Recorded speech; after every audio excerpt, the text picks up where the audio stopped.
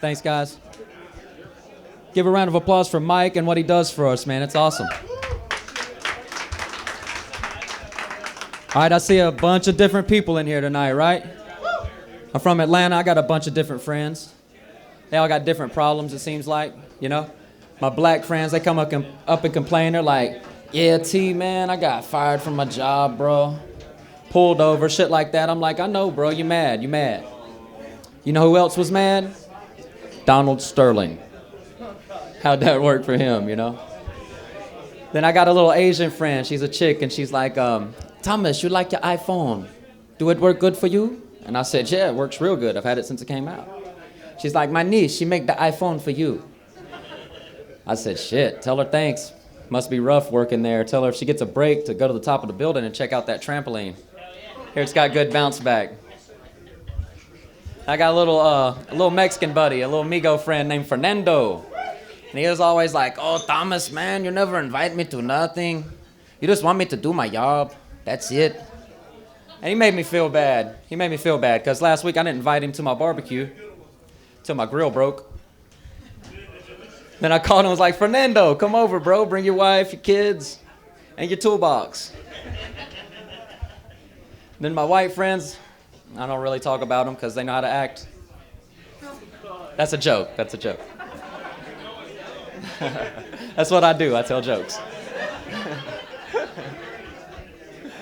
You ever met somebody and the conversation go from 0 to 60 very fast? Okay? I met a guy last night before an open mic. He came from across the bar to let me know he was from Georgia too. His name was Cowboy. I said, that's cool. He goes, how long you been in Vegas? I said, 3 years. He goes, me too. I was in the green room the other day and I was fucking this bitch and her husband was filming one of it. I said, God damn. How'd we go from Georgia to the green door that quick? I just met you, buddy. That place is wild. Let's give it up for Yoga Pants. I think there should be a bigger applaud for fucking Yoga Pants. Y'all don't like camel toe? Come on. Listen, man, you can't blame big girls for wanting to wear yoga pants, okay? It's not their fault. They see these skinny girls getting attention. They want attention, right? It's the people who make yoga pants. They shouldn't make fucking large. They know better than that, right? There should only be two sizes, okay? Small and medium. And I want to change the names to both of them to sensational and motivation, right?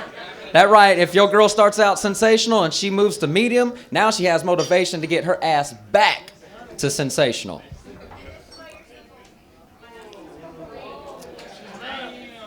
Yeah, I'm single because I'm a comedian. So, being from the South, I got crazy family members. Mine's Uncle Worm, or Wormy Joe Jackson. However many beers he's had, you know.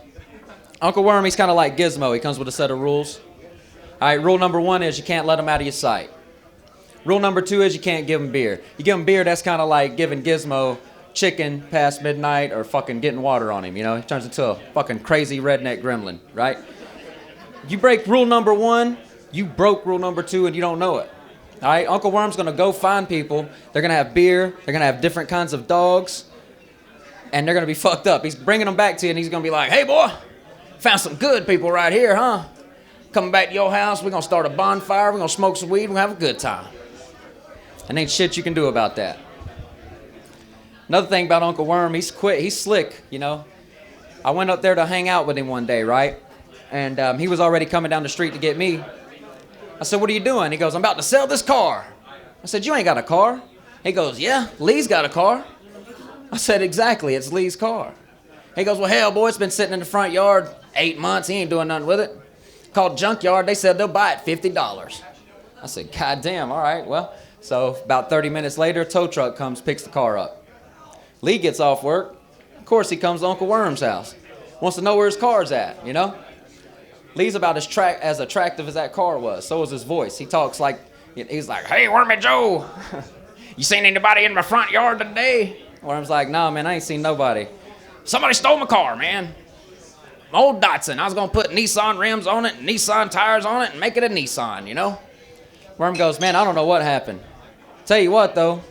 He goes, I'll get Rooster to go in there and roll us up a joint, give you some beer.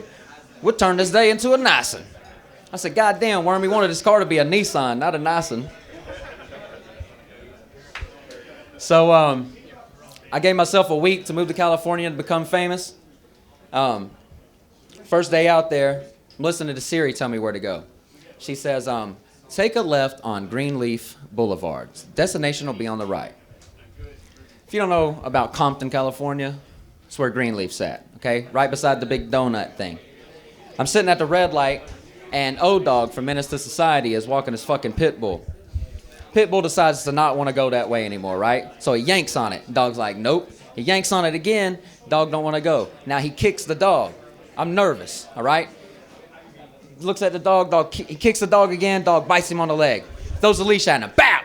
Dog runs off. He walks off looking at the dog. He's like, man, fuck that dog. I'm like, oh shit, fuck that dog. I got nervous. Even Siri got nervous. She was like, make a U-turn now. Get the fuck out of here.